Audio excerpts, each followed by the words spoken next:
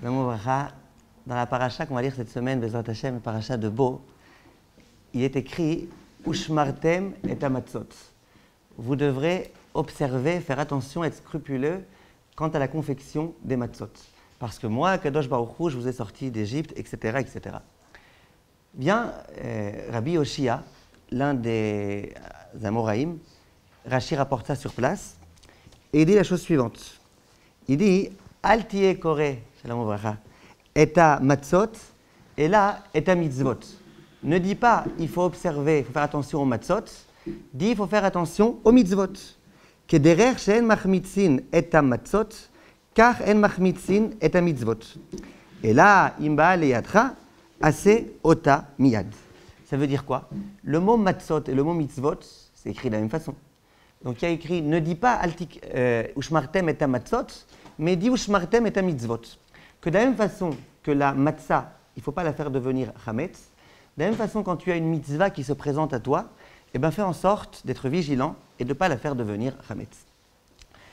Les chachamim s'interrogent et ils disent, il s'agit de quoi d'ici, ici, d'un jeu de mots? Parce que matzot, mitzvot, alors on fait un jeu de mots. Le Maharal demande, mais a priori, le sens premier du pasouk, c'est fais attention à ce que ta farine et ton eau ne deviennent pas chametz. Alors, quel sens ici de faire des jeux de mots? Ça, c'est la première question qui se pose. Est-ce qu'il y a vraiment un lien entre les matzot et les mitzvot, et un lien très profond ou pas? En dehors de ça, il y a une autre question très forte qui se pose au sujet de la matzah. Vous savez que la matzah, ça requiert une vigilance particulière, parce qu'il suffit de ne pas être suffisamment attentif pour que la matzah, au lieu d'être matzah, elle devienne chametz. Et il y a tellement de halachot et tellement de chumrot qui résident autour de la confection de la matzah. Faire attention, et quand vous voyez un petit peu dans les fabriques de matzot, quelle excitation il y a, surtout chas vesham, que ça ne devienne pas chametz, et combien ils nettoient et combien ils lavent chaque chose, etc. On voit que la matzah, elle présente face à l'homme un défi surmontable mais difficile. C'est celui de confectionner une matzah qui sera matzah et pas chametz. Mais c'est un danger, parce que si jamais je manque le moindre détail, eh ben ma matzah, au lieu d'être matzah, elle risque d'être chametz. Demande le Rabbi Zion Abba Shaul, il dit, je ne comprends pas. Si vraiment, Akadosh Baruch Hu, il tenait pendant Pessah à ce qu'on ne mange pas de chametz, il aurait dû me dire, ne mange pas de chametz, ça aurait été très facile. Ne pas manger de chametz, ça on peut. J'aurais pas mangé de chametz, j'aurais mangé juste des pommes de terre, et puis un peu de carottes, des tomates, et puis je me serais arrangé avec du riz, etc. Pourquoi Hachem ne se contente pas de me dire ne mange pas de chametz, mais il me dit en plus de ça, mange de la matzah. Il y a une obligation de manger de la matzah. Ça veut dire, ne dis pas, moi je suis mahmir et je préfère éviter la matzah. Tu veux éviter les kitniot, évite. Mais la matzah n'évite pas, tu es obligé. Pourquoi Hachem nous a fait ce méchant coup? De nous donner une mitzvah difficile et à laquelle on n'a aucune échappatoire, on est obligé de l'accomplir. Comment ça se fait et qu'est-ce qui se cache ici? En fait, il faut comprendre un point qui est très important. Les Bnei Israël, quand ils étaient en Égypte, ils étaient arrivés à un niveau très, très, très, très grave spirituellement. Ils faisaient à ce moment-là de l'idolâtrie. Et quand on voit les Midrashim, on voit que littéralement, les Bnei Israël, ils étaient attachés aux pratiques idolâtres des non-juifs, au même titre que les Égyptiens eux-mêmes. Il y a écrit par exemple dans le Midrash, dans le passage qu'on va lire cette semaine, Mishrou ou Krou Lachem, écrit comme ça. Ksheayu bemitzraim, quand les Juifs et les Bnei Israël étaient en Égypte, ayu ovdim avodah zara, velo ayu ozvim ota. Ils étaient tellement attachés à l'idolâtrie, aux idoles, qu'ils ne la lâchaient pas. Amarle akadosh baruch hu le Moshe. Hachem a dit à Moshe, kol zman she'Israël ovdim le'eloke mitzraim, lo yigalu. Je suis désolé. Tant qu'ils sont encore attachés tellement fortement aux idoles, eh ben, je ne peux pas les délivrer, je suis désolé. Impossible. L'er va, ve'emor lahem, sheyanichu ma'asehem haraim, ve'lichpor ba'avodah zara. Dis-leur qu'il faut absolument qu'ils nient la avodah zara et puis qu'ils abandonnent tout ça. Hadaoud dirtiv, c'est ce qui est écrit dans le pasuk, mishrou ou krou lachem. Mishrou, ça veut dire séparez-vous et prenez un veau que vous allez devoir amener en korban Pessah. Ça veut dire quoi? Klomar, mishrou yedechem avodat kochavim, écartez-vous de l'idolâtrie, ou krou lachem tson, et prenez un animal, veshachatu eloheen shel mitzraim, ve'asu ha-Pessah, shebekach hakadosh baruch hu poseach alechem. Ça veut dire quoi? Il dit, il faut impérativement que vous vous écartiez complètement de toutes ces pratiques-là idolâtres. Arrêtez ces pratiques idolâtres, et puis à ce moment-là, Bezrat Hashem, je pourrai. Qu'est-ce qu'ils ont eu besoin de faire les Bnei Israël? Essayez de vous imaginer. À cette époque-là, leur Dieu, c'était ces agneaux-là. On leur a demandé, prenez un agneau que vous allez devoir égorger. Prenez celui qui, jusqu'à présent, pour l'instant, était pour vous un Dieu, vous allez devoir l'égorger. Mais pas simplement ça. En plus, au vu et au su des Égyptiens. C'est-à-dire que vous allez prendre leur Dieu, la chose la pire à laquelle ils sont le plus attachés, et vous allez devoir égorger ça. Vous êtes d'accord que c'est quelque chose, malgré tout, de très difficile qu'on demande au Bnei Israël? Eh bien, dit à Kadosh Baruch Hu, pour que je puisse vous sauver, il y a un impératif. Écartez-vous du mal. Sour Mera, écartez-vous du mal. Maintenant, Sour Mera, ce n'est pas suffisant. Qu'est-ce qu'il faut encore accomplir dans la vie? Va Asetov. C'est quoi Asetov? Akadosh Baruch Hu, il va donner une mitzvah au Bnei Israël qui va être un exemple de ce qu'Akadosh Baruch Hu attend de nous dans l'accomplissement des mitzvot. Comment cette mitzvah va s'appeler? Elle va s'appeler la mitzvah de Matzah.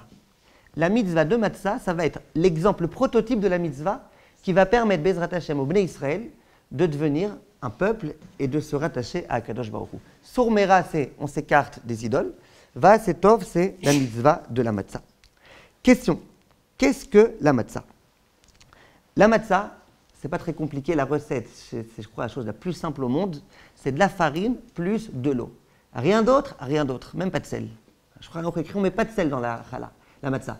La Matzah, c'est de la farine et de l'eau.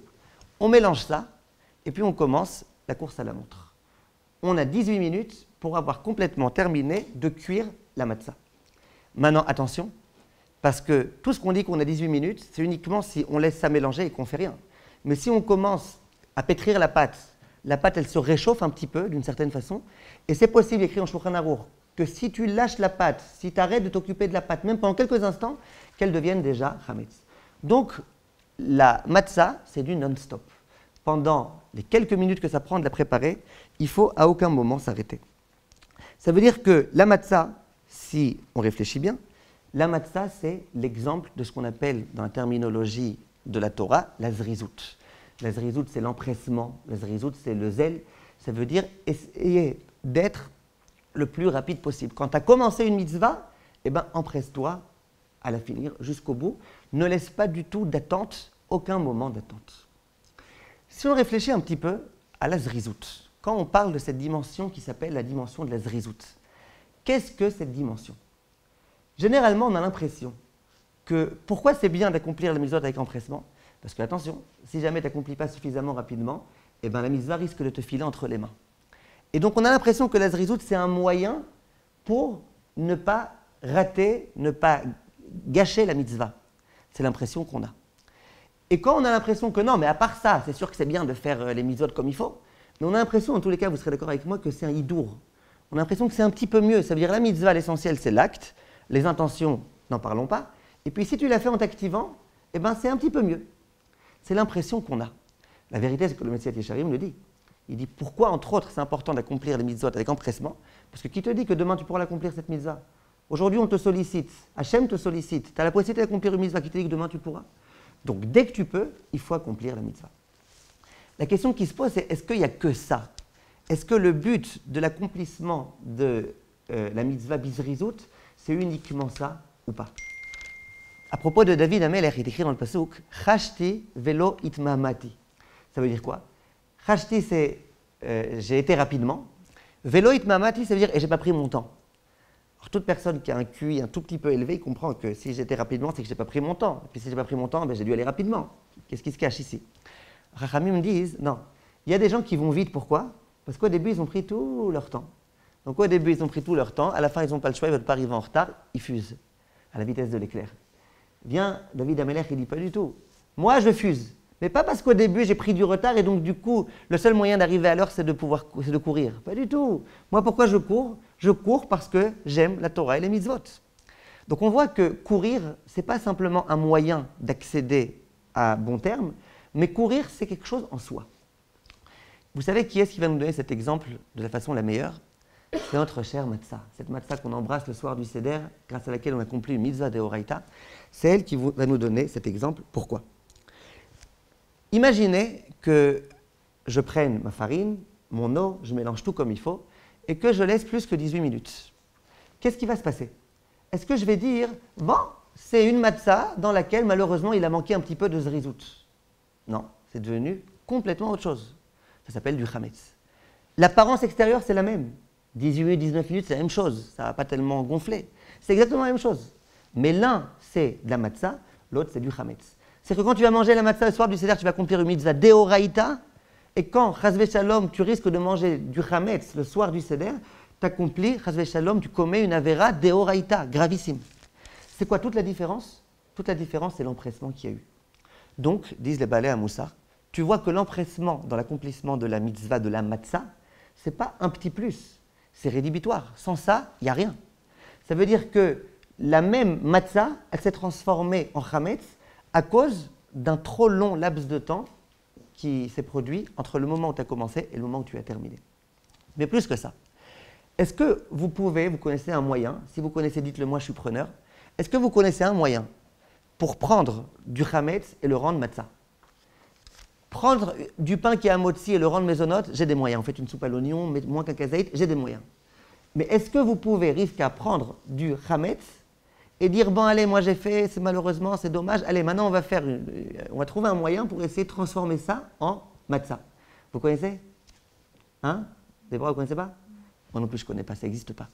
Une fois que le chametz est devenu chametz, c'est terminé. Donc si moi je pensais que la raison pour laquelle il faut faire preuve d'empressement, c'est pour Chas v'Shalom ne pas rater la mitzvah, mais si finalement tout compte fait, j'ai réussi à attraper la mitzvah, eh bien c'est bon, je suis tranquille. Et bien là vient la mitzvah de la matzah et me dit que je me trompe complètement. Pourquoi? Parce que la mitzvah de la matzah, tu l'as accomplie finalement, tu vois bien, tu as mangé cette matzah. Oui, mais c'est plus de la matzah, c'est du chametz, et donc tu es complètement à côté. Donc on voit de là que une mitzvah pour laquelle on a pris trop de temps, malheureusement, ça peut s'avérer être gravement problématique, et puis ça peut annuler complètement la mitzvah, aussi dur que ça puisse paraître. Maintenant, je me pose une question. Pourquoi c'est tellement grave? Pourquoi, quand je viens accomplir une mitzvah, pourquoi on ne pourrait pas se dire, bon ça va, on peut faire preuve un peu de lourdeur, de nonchalance, c'est pas le problème. Pourquoi on ne pourrait pas être un petit peu nonchalant? Bien, le Maharal, il explique la chose de façon très jolie. Dit le Maharal, c'est bon, on ne vous voit pas sur la... Bienvenue.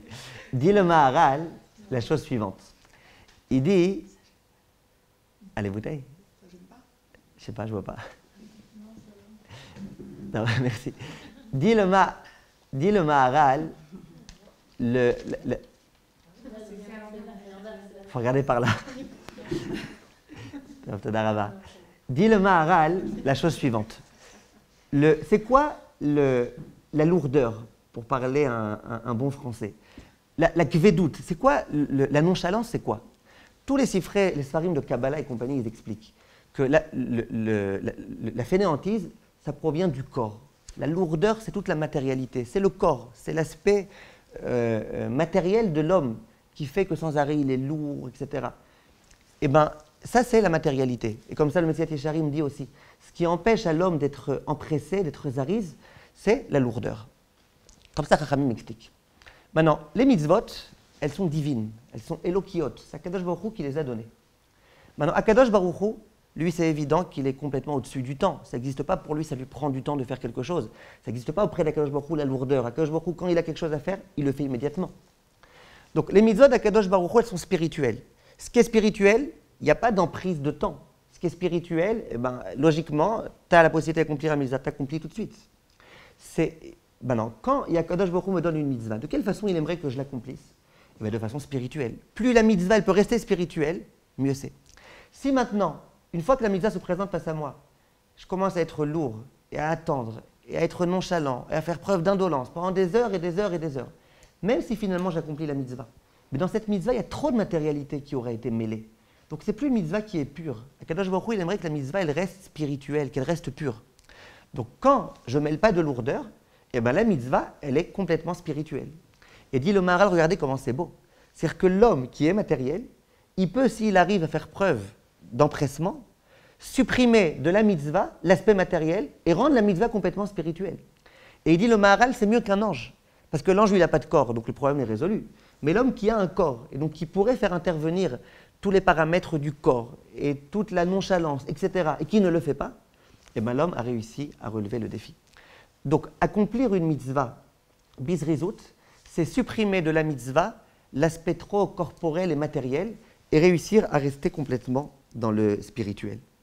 On voit de là, en tous les cas, de tout ce qu'on vient de dire maintenant, après on va expliquer encore un petit peu plus, Bezrat Hashem, mais on vient d'expliquer une chose, c'est que si on pouvait penser jusqu'à présent que la zrizout, c'était juste une façon d'être certain qu'on ne va pas manquer à notre devoir d'accomplir la mitzvah, maintenant on comprend que c'est faux. On comprend que la zrizout fait partie intégrante de la mitzvah, en tous les cas, dans le cas de la matzah. La matzah, elle doit se faire bizrizout. Et s'il manque la zrizout, il manque. Et dans toutes les mitzvot, ainsi que l'explique le Maharal, s'il manque la dimension de la zrizout, eh ben, il manque beaucoup, il manque énormément. Si on comprend bien ça, on peut comprendre énormément de textes, on ne va pas trop s'allonger, mais il y a une Gemara très jolie, au début de Masechet Brachot. Il y a un rav qui s'appelait Rabbi Zera. Rabbi Zera dit, moi je voyais parfois les gens, les Talmidei Chachamim, qui couraient quand ils allaient au Beth Knesset. J'avais aucun problème, c'est normal, quand on va accomplir une mitzvah, il faut courir. Mais même le jour de Shabbat, ils couraient. Moi, je les voyais comme ça courir le jour de Shabbat. Et qu'est-ce que je disais à voix haute? Je ne me gênais pas. Je disais, Mechalele Shabbata. Ces Talmidei Chachamim, ils font du Chilul Shabbat. Il y a écrit, Sheyeh, comment il y a écrit là-bas? Iluchecha be Shabbat, lo yeh ke iluchecha bechol. Ta démarche, ta façon de marcher le jour de Shabbat, elle doit être différente de ta façon de marcher en semaine. Donc, qu'est-ce qu'ils font ces Chachamim là? Ils courent pour aller étudier la Torah, ils vont au Beth Midrash, bon, c'est très bien. Mais ils font du Chilul Hashem. Dit le Rav, jusqu'au moment où j'ai entendu moi-même une braïta, dans laquelle il y a écrit que c'est une mitzvah de courir pour aller étudier la Torah, même le jour de Shabbat. Il dit, et à partir de ce jour-là, qu'est-ce que j'ai fait? Moi-même, je me suis mis à courir. Et donc on l'apprend d'un passouk dans lequel on nous dit que de la même façon que quand un lion rugit, tout le monde se met à courir, et bien de la même façon quand on vient étudier la Torah, il faut courir. Demande Chazal, a priori, c'est super bizarre cette histoire-là. Pourquoi c'est super bizarre? D'abord parce que si vraiment c'est assourd de courir Shabbat, qu'est-ce qu'il y a si tu as envie d'aller étudier la Torah? Et alors, tu vas annuler l'interdiction de courir pour aller étudier la Torah? C'est bizarre. Pourquoi on annulerait une interdiction pour étudier la Torah? Et en dehors de ça, on aurait dû dire, si tu es en retard au cours, alors tu as le droit de courir. Mais si tu es à l'heure, eh ben, tu peux aller à ton aise tranquillement. Il n'y a pas écrit ça. Il y a écrit que systématiquement, quand il allait étudier la Torah, il courait. On amène un passouk qui dit que quand on va étudier la Torah, il faut être comme quand il y a un lion qui a rugi. Peut-être que le passouk qui parle de semaine, peut-être qu'il ne parle pas de Shabbat. D'où il savait que ça parlait de Shabbat, avec tout le Chilul Hashem qui peut être inclus dans ça, les gens qui courent Shabbat. Qu'est-ce qui se cache ici? Dit le Chidouché Harim quelque chose de très fort. Il dit, on a mal compris. Si on croit qu'on annule l'interdiction de courir Shabbat au profit de la mitzvah d'étudier la Torah, c'est qu'on n'a rien compris. C'est pas ça. C'est pas du tout ça. Pourquoi on n'a pas le droit de courir Shabbat? C'est le simple fait de courir qui interdit Shabbat? C'est pas écrit qu'on a le droit de courir justement pour faire une mitzvah? De quoi? C'est pas interdit de courir Shabbat, sauf si c'est. Si, eh ben une fois qu'il y a cette Gemara qui l'a dit, c'est devenu permis. D'accord. Okay, mais avant, c'est le Gemara. D'accord. Donc, a priori, pourquoi c'est interdit de courir Shabbat? Parce que si c'est pour un souci ou quelque chose qui nous gêne, mais j'imagine si c'est pour un oleg. Voilà, exactement. Le Shulchan Arour dit les bachurim shemitangim bikfitzatam, les gens qui aiment bien, c'est leur plus grand kiff de sauter un petit peu, de faire de la gym. Le Shulchan Arour dit c'est permis. Ça veut dire que pourquoi on n'a pas le droit de courir Shabbat? Parce que courir Shabbat, c'est Chilul Hashem. Parce que courir Shabbat, ce n'est pas l'état d'esprit du Shabbat. L'esprit du Shabbat, c'est on est tranquille, on revient du Beth Knesset tranquillement, on prend notre temps, on discute avec les gens. C'est ça l'état d'esprit de Shabbat. L'esprit de Shabbat, ce n'est pas on court et on fonce. Donc si quelqu'un fonce le jour de Shabbat, eh ben, il contredit l'état d'esprit de Shabbat. Et ça, c'est en soi du Chilul Shabbat. Shabbat, on n'est pas là pour courir. Maintenant, si on comprend que la façon d'accomplir la mitzvah, par exemple, d'étude de Torah, c'est d'aller en courant. Donc du coup, c'est plus du Chilul Shabbat, puisque c'est la façon dont on doit se comporter. Si nous, on pensait que pour aller étudier la Torah, on doit marcher, c'est la façon normale. Bon, toi, tu vas courir. Alors, courir, ça pourrait être quelque chose de super bizarre. Mais c'est pas ça. La façon dont un homme doit aller étudier la Torah, c'est en courant. Donc ça ne contredit pas du tout Shabbat, puisque Shabbat, on a le droit d'étudier la Torah. Or, étudier la Torah, c'est aller en courant, puisque la dimension de Zrizout, elle fait partie intégrante de la mitzvah. Donc Shabbat, il faut courir. Puisque quand tu étudies la Torah, c'est en courant, et que Shabbat, on a bien sûr le droit d'étudier la Torah. Tu me dis, mais ça contredit l'état d'esprit de Shabbat? Pas du tout. Ça contredit l'état d'esprit de Shabbat si je vais courir pour des choses qui sont inutiles. Alors pourquoi tu vas en courant? Tu aurais pu marcher. Mais si, il faut courir parce que c'est pour accomplir une mitzvah. et bien là, il n'y a déjà plus aucun problème. Et il y a plusieurs exemples qu'on voit et qui prouvent exactement cela, que la façon dont une mitzvah s'accomplit pour être dans les normes de la mitzvah, c'est en courant. Évidemment, je ne parle pas du Zman Tfila, dont on parlera dans la partie de Halakha bientôt, Bezrat Hashem.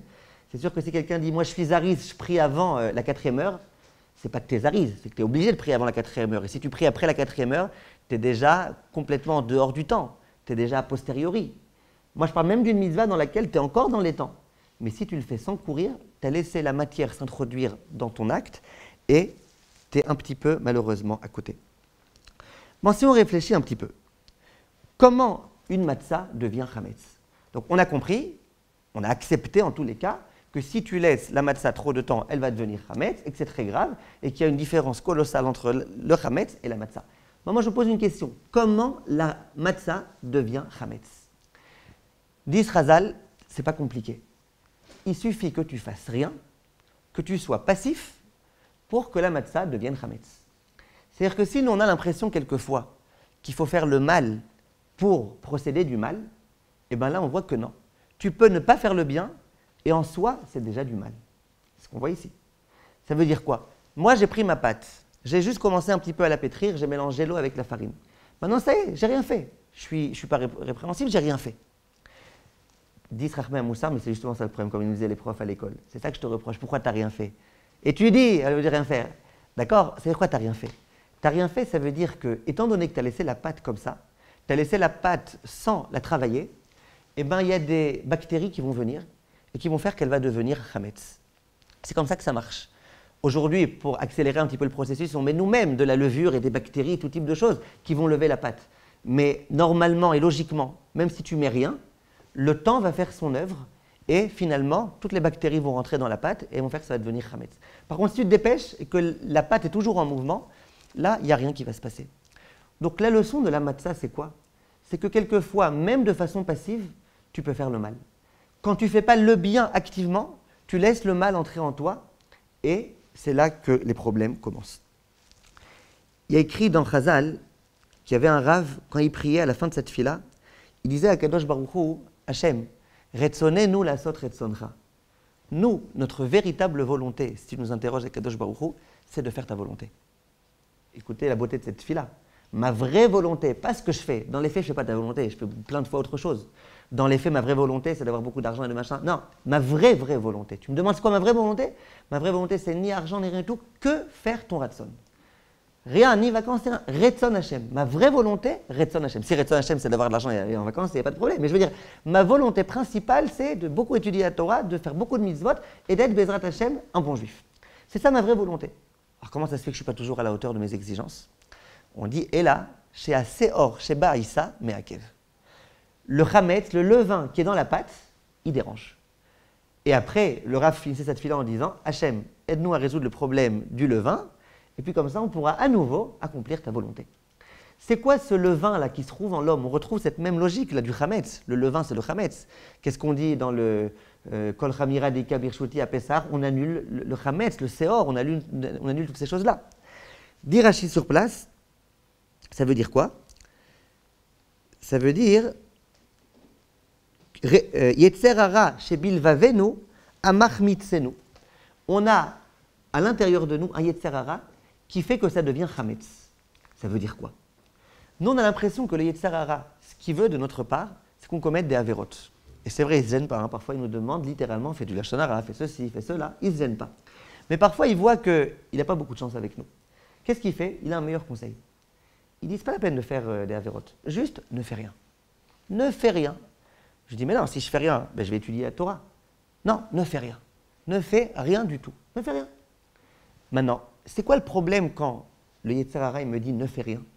C'est que le cœur de l'homme, eh ben, c'est cette pâte-là. Cette pâte qui est matzah et qui risque de devenir chametz. Tant que mon cœur est occupé, que mes pensées sont occupées, que je suis sans arrêt en train soit d'étudier la Torah, soit d'accomplir des mitzvot, soit de faire des choses intéressantes, soit d'aider les gens. Je suis sans arrêt comme ça en mouvement, soit même en train de travailler, de faire des choses. Tant que je suis en mouvement, eh ben, je ne laisse pas de place à mon Yetzer hara d'entrer en moi. Je ne laisse pas de place à l'ennui de venir. Par contre, dans la mesure où je ne fais rien, et ça, il adore le Yetzer hara que je fasse rien, dans la mesure où je ne fais rien, là, qu'est-ce qui se passe? Là, le Yetzer Hara, il vient. De la même façon que quand la pâte, on ne fait rien avec elle, il y a tous les chaydakim, tous pas les microbes, mais les bactéries qui vont entrer et qui vont faire monter la pâte. De la même façon, quand l'homme ne fait rien, immédiatement, eh ben, il y a ça qui commence à venir. Et vous remarquerez, quelqu'un qui passe son temps à étudier la Torah, il est tranquille, il ne va pas commencer sans arrêt, lui il me fait du mal, et lui il m'embête, et lui machin, et lui il truc. Et quand quelqu'un il fait rien, puis Tom d'un coup, il est fâché contre le monde entier, il a des problèmes avec tout le monde, rien ne va, tout est. Et c'est pour ça que quand quelqu'un déprime un petit peu, on lui conseille, travaille, fais des choses, sois occupé. Quand tu es occupé à faire le bien, eh ben, il n'y a plus beaucoup de place au mal. Viennent Chachamim et nous disent que le seul problème qu'on a avec le manque d'empressement, c'est que justement, ça a l'air d'être tellement innocent, ça a l'air d'être tellement pas grave, qu'on ne s'investit pas beaucoup pour travailler contre ça. Si quelqu'un sait qu'il est coléreux et qu'il sait que parfois il se met dans tous ses états et qu'à cause de ça, il est à 2 doigts du divorce et qu'il est à 2 doigts de ceci et de cela, eh ben, il comprend bien qu'il y a un problème, il va essayer de se prendre en main. Mais par contre, être fainéant, ben, ça va. D'abord, personne ne s'en aperçoit vraiment, à part moi-même et le bon Dieu. Et puis en dehors de ça, c'est pas grave, c'est pas très grave, il n'y a pas des grands problèmes. Eh bien, viennent Chazal et nous disent que si, il y a un problème et il faut s'occuper absolument de ça. Quand l'homme est empressé, qu'il accomplit tout ce qu'il faut, que jamais il est en train de stam, se poser des questions et compter les mouches, là il peut Bezrat Hashem continuer à avancer. Rav Shlomo Amar a raconté une fois que c'était une veille de Kippour, je crois. Et il était obligé d'aller au Beddin, c'est quand il habitait avant, pas Yerushalayim. Il était obligé d'aller au Beddin parce qu'il y avait un truc urgent à régler. Il dit, bon, il attend le bus et il voit 2 très vieilles personnes qui sont en train de discuter l'une avec l'autre, l'homme avec sa femme. Bon, le Rav, il va au Beddin, ça lui a pris 3 bonnes heures de faire ce qu'il avait à faire là-bas, etc. Et puis après, il prend le bus du retour et il revient. Il descend du bus, qui est-ce qu'il voit? Le même grand-père avec la grand-mère, ils sont en train un peu de se disputer. Alors, visiblement, le Rav, il les connaissait un peu ou quoi, il leur dit qu'est-ce que vous faites la veille de Kippour, comme ça, pendant 3 heures, assis sur le banc, etc. Il leur dit, on est en train de se disputer, parce qu'on a compté le nombre de bus qui passaient ici. Moi, je dis qu'il y en a 320, et ma femme dit qu'il y en a 321. On est en train de se disputer qui est-ce qui a raison. Le Rav, il dit, je t'abbarre chez moi, la veille de Yom Kippour, des gens de 80 ans, qu'est-ce qu'ils font? Ils comptent le nombre de bus qui passent et qui ne passent pas. Il y a des gens parfois qui s'embêtent, et quand on s'embête, on se dispute, parce qu'il faut bien qu'il y ait un peu d'action, quelque chose d'intéressant. Et donc, qu'est-ce qui se passe? On se dispute à ce moment-là. Donc, si on comprend bien ce qui se passe ici, on a compris que l'azrizout, l'empressement, dans toute notre démarche religieuse et générale, elle a plusieurs intérêts. Premier intérêt, il ne faut surtout pas que la mitzvah me file entre les mains. Deuxième intérêt, c'est quoi? C'est que plus je vais accomplir la mitzvah rapidement, moins je vais donner la place à la matérialité d'avoir d'emprise sur la mitzvah, plus la mitzvah sera pure. D'accord? C'est les 2 raisons qu'on a essayé d'évoquer, qu'on a essayé d'expliquer. Mais a priori, on va voir qu'il y a autre chose. Pourquoi? Dans notre fameuse paracha, la paracha de la semaine, il y a écrit dans le pasouk, explicitement, « Vaïmiket shloshim shana varba meot shana » au moment où le temps de la délivrance est arrivé, « Vaïbet sem ayom hazeh » voilà que ce jour-là, « Yatsu kol tzivot Hashem eretz Mitzrayim » le peuple juif est sorti d'Égypte. Dit Rashi, « Magid shekevan sheigia haketz lo igvan amakom ke'eref ayin » Le passouk qui vient bien dire, attention, lorsque le moment de la Géoula est arrivé, Akadosh Baruch Hu, immédiatement, il nous a sortis d'Égypte. Il n'a pas attendu le moindre instant. Donc Akadosh Baruch Hu, lui aussi, il fait preuve de zrizout. Et c'est un Rashi explicite. La Torah vient mettre l'accent sur le fait que le moment de la Géoula est arrivé. Akadosh Baruch Hu, immédiatement, il a fait preuve de zrizout. Maintenant, c'est quoi la zrizout pour Akadosh Baruch Hu? Que la mitzvah risque de lui filer entre les mains, ça n'existe pas auprès d'Akadosh Baruch Hu. C'est quoi la zrizout auprès d'Akadosh Baruch Hu? Que ça risque de devenir matériel, pourquoi? Alors, d'après le Maharal, on peut comprendre. Akadosh Baruch Hu, puisque c'est Akadosh Baruch Hu, et qu'il est Akadosh Baruch Hu, chez lui, ça n'existe pas le temps. Donc ça arrive, on le fait immédiatement. Mais est-ce qu'il n'y a pas par hasard ici autre chose? Eh bien, Chachamim nous explique qu'il y a encore autre chose. C'est quoi?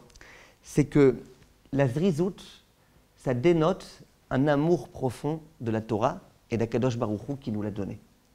Ça veut dire que lorsque je suis empressé d'accomplir une mitzvah et que je ne laisse pas attendre et que je suis tout excité parce que j'ai la possibilité d'accomplir une mitzvah en faisant attention à ne pas être trop excité, Parce que si on est trop excité, ça s'appelle plus de la zrizout, ça s'appelle du n'importe quoi.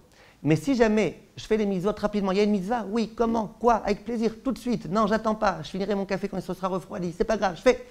Quand on fait ça, on montre que les mitzvot, elles ont de l'importance à nos yeux.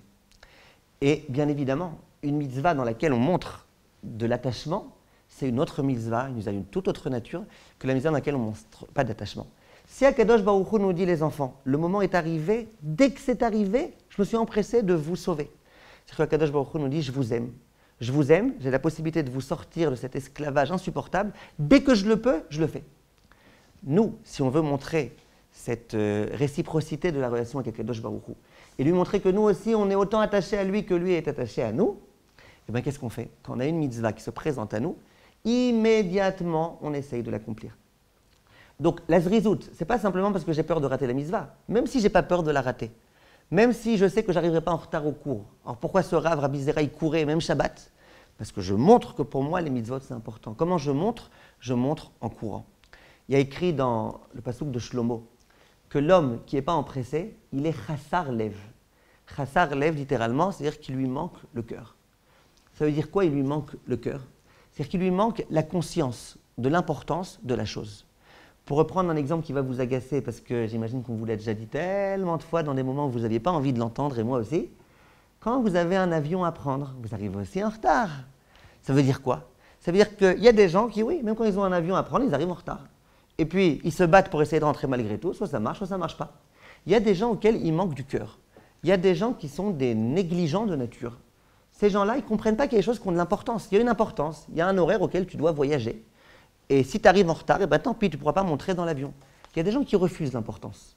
Ces gens-là, il leur manque du cœur, il leur manque de la conscience. Maintenant, nous, ce qui nous est demandé, c'est quoi? C'est d'avoir du cœur, d'avoir cette conscience-là. Si je suis conscient que la mitzvah, c'est important, et que ce n'est pas de la blague, et que ça vaut des millions, eh ben, dès que la mitzvah se présente à moi, qu'est-ce que je ferai immédiatement? J'essayerai avec empressement de l'accomplir. Donc ça, c'est une autre dimension qui ressort de la zrizout. La zrizout, c'est une façon de montrer, de prouver à Kadosh Baruch Hu que je suis attaché à lui. Et même si vous me dites, ouais, mais moi, c'est pas vrai, parce que je veux bien faire bizrizout, mais le mécanisme, il est à l'envers chez moi. Ça veut dire, c'est pas parce que j'aime que je fais vite, c'est parce que je sais qu'il faut faire vite que je fais vite. Et bien, le Messias Yesharim me dit, ne vous inquiétez pas. Il y a écrit dans le Sefer HaChinuch, Acharei hapeulot nimshachim halevavot. Ça veut dire que parfois, c'est le fait d'accomplir le mitzvot avec empressement qui va me donner l'amour et la fougue, l'entrain d'accomplir les mitzvot comme il faut.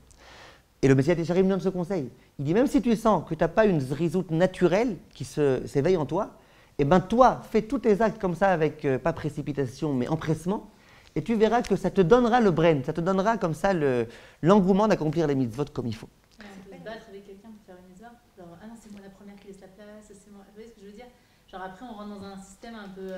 Non, mais plein de fois, les mitzvot, c'est pas la peine d'arriver à l'heure à la tefila, c'est parce que vous prenez la place à personne. Non, mais par exemple, le principe de la zrizout, c'est qu'il faut quand même... faut quand même connaître les mitzvot, quoi. Oui. Je veux dire, parfois, on ne sait même pas qu'on fait des mitzvot, c'est toute la journée ça. Donc, pour avoir l'empressement pour en faire, Oui. il faut savoir quand même que ce qu'on est en train de faire, Là-bas.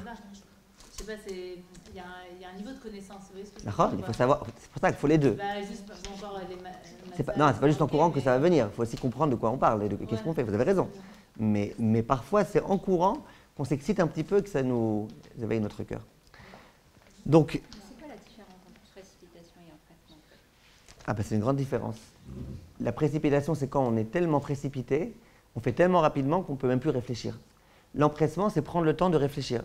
Il y avait une fois une histoire avec le Hadmor de Satmar. Il y avait un endroit dans lequel il préparait des matzot. Et le Hadmor est rentré un moment pour voir comment il préparait. Et puis il a entendu une cacophonie, un truc qu'il n'avait jamais entendu. Il voit que les gens étaient tellement empressés que quand ils devaient taper, ils tapaient très fort sur la table et machin. Tout était comme ça, vraiment une grande précipitation. Le Rav leur a dit toutes ces matzot-là à la poubelle. On recommence. Ils ont dit, mais Rav, on a fait rapidement, avec empressement. Il a dit, non, ce n'est pas de l'empressement, c'est de la précipitation. De précipitation, il n'y a pas des bonnes matzot qui sortent. Pourquoi? Parce qu'il faut être rapide, il faut bien réfléchir. Mais il faut réfléchir à ce que tu fais, il faut voir que tu fais bien tout. Si tu es tellement précipité que tu fais tout trop vite à la va-vite, eh bien, tu ne vas pas réussir. Donc, il y a la précipitation et il y a l'empressement. D'être précipité et de faire preuve d'empressement, c'est autre chose. Par exemple, vous savez qu'il y a tout un inyan dans la halacha et dans la gemara de Ikon Nikrat Elokecha Israël. Avant d'accomplir une mitzvah, il faut s'y préparer. Il Il y a des gens qui ont tellement envie de faire preuve d'empressement qu'ils ne vont pas se préparer.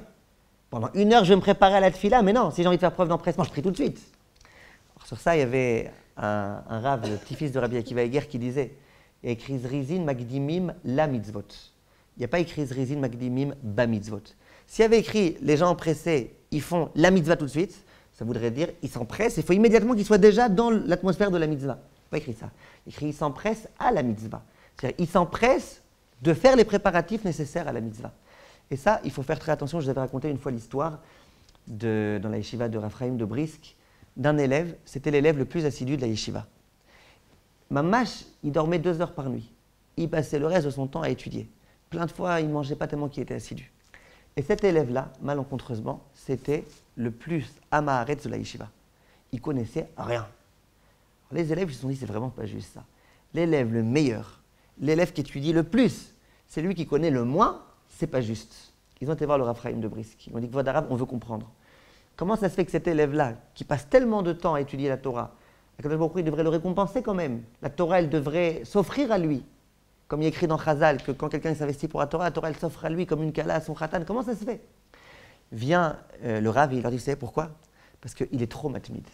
Il est trop assidu, celui-là. Ça veut dire quoi, il est trop assidu? Mais on n'a jamais vu qu'il y avait une limite. Plus tu es assidu, mieux c'est. Réponse, non. Si tu es trop assidu, et le Rav s'est expliqué, il dit, quand on étudie, d'accord. Après, au bout d'un moment, on souffle. Après, on essaye de se dire, alors qu'est-ce que j'ai étudié aujourd'hui? Et puis, quelquefois, on se dit, j'ai bien étudié aujourd'hui. Et puis, on se pose des questions. Mais quand il est tellement assidu que il n'y a même pas le temps de bien ouvrir la page parce que celui-là, il ne peut pas devenir Talmid Chacham. Impossible. Il y a de la précipitation et il y a de l'empressement. L'empressement, c'est maintenant, je dois étudier, j'étudie. Comme il y a un Rav qui disait, être matmide, c'est quoi? Être assidu, c'est quoi? C'est qu'une heure d'étude, ça soit 60 minutes. Il y a des gens, ils étudient 15 heures par jour. Mais chaque heure, elle est complètement décousue. 5 minutes ici, après un quart d'heure le café, après 3 minutes d'études, après t'es médaber belimoud avec l'autre, genre tu parles un peu de politique et de machin, et puis après, etc. Finalement, le bonhomme était 15 heures au Beth Midrash, il n'a rien fait.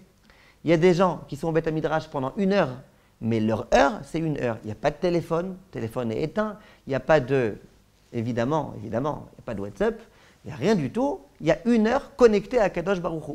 Oui, il y a des gens qui sont encore capables de faire ça aujourd'hui, qui sont capables d'étudier 1 heure par jour, et pendant cette heure-là, d'être sans rien du tout, essayer d'être le plus connecté à Kadosh Baruch Hu. La zrizout, c'est ça. La zrizout, c'est l'heure d'étudier commence, et ben je commence à étudier. L'heure d'étudier se termine, et ben maintenant, j'arrête d'étudier. Mais j'ai étudié comme il fallait. Donc on voit de là que si vraiment on a envie de prouver notre attachement à la mitzvah, et ben il faut faire preuve de zrizout. Maintenant, on peut comprendre pourquoi la Torah elle insiste tellement sur le chametz. Le chametz, celui qui mange du chametz, c'est un issour karet. Et il est écrit dans la Torah que la plupart des korbanot qu'on devait amener au Beth Amikdash, c'était assour que ce soit avec du chametz.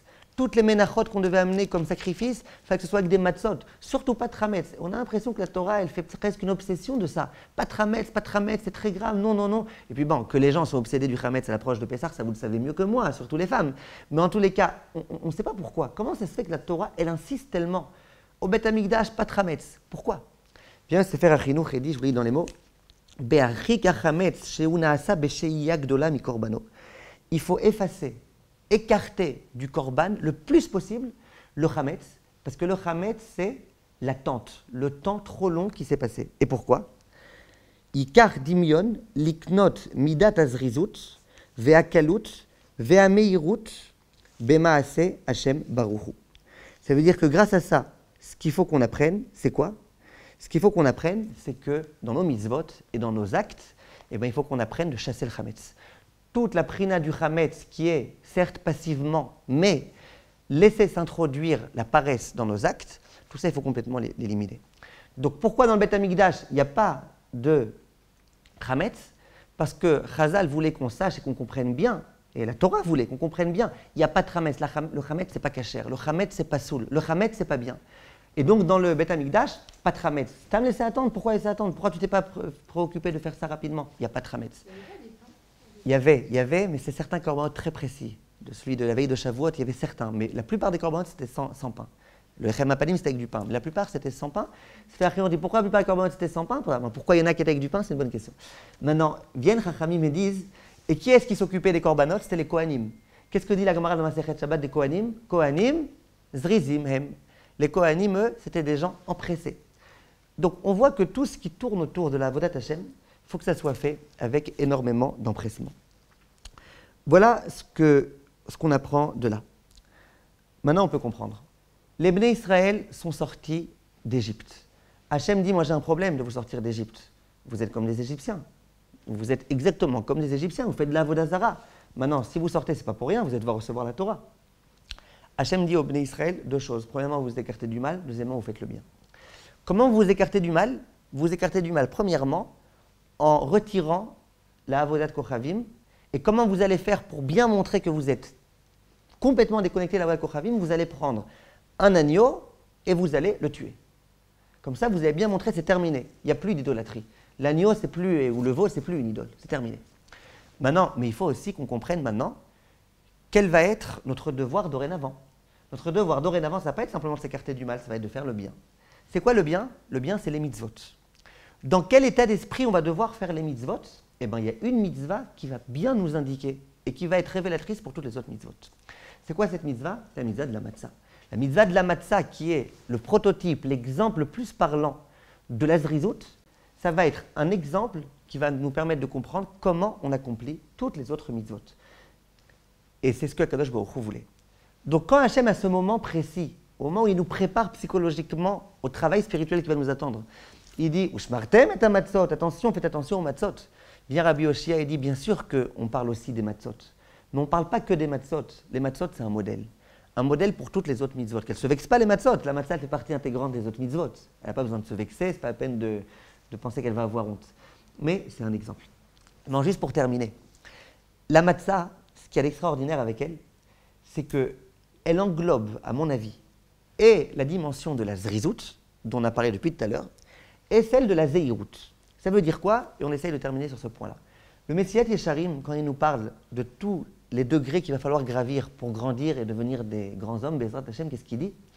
Il dit que le premier degré, après la Torah, c'est zéhirout. Zéhirout, c'est l'étape avant la zrizout. Et après avoir longuement parlé de la zéhirout, ce que les gens traduisent généralement la vigilance, il dit ensuite, on passe à la zrizout.